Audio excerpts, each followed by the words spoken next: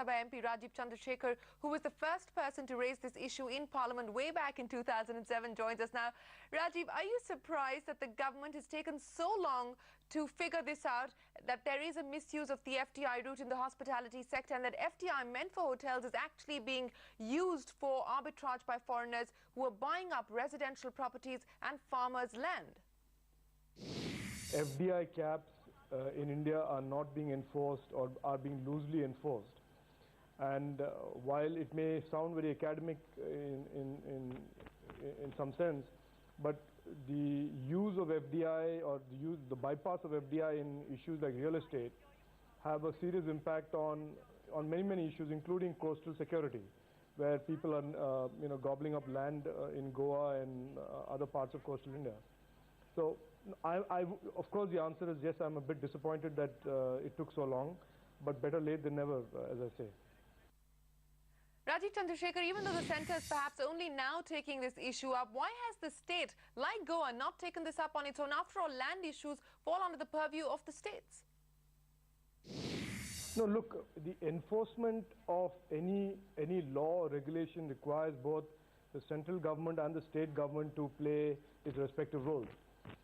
There are two aspects to it, as you yourself mentioned in the question. One is the issue of FDI, which is a purely Government of India issue of how the caps are and how these caps are to be enforced and monitored.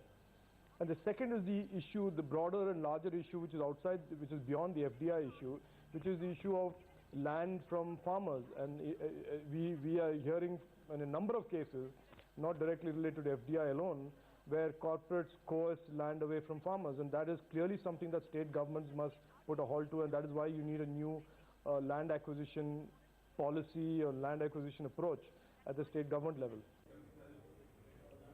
Right, so joint effort is what is needed, but Rajiv Chandrasekhar, what are the policy steps that the centre and the states need to take to end this kind of misuse? Look, I think that we need to bring in the concept in India of beneficial ownership. There is no point talking about FDI and ownership restrictions when one level of ownership, which is usually almost always a Benami owner, passes the scrutiny. We have to introduce a concept of beneficial ownership, which is not an unusual concept. It's a concept used in most Western economies, where the owner of the land has to represent legally that he or she is the beneficial owner of the land. And if that representation is found to be false, he basically he suffers the consequences under law. So I think the cure to this is to usher in a concept of beneficial ownership, which will reveal the true owner of the land or true owner of the asset where the FDI restriction is. While that could be the solution, Rajiv Chandrasekhar, what action should be taken by the centre? Why not cancel the FDI permissions? After all, that's the sort of action that's being taken in other instances like telecom, or at least being considered in other sectors like telecom, or even the Adarsh housing scam. Would you go as far as to say that we should actually look at a cancellation here? Look, I think, look, I'm not aware of the exact facts of these hotels and these investments as you referred to.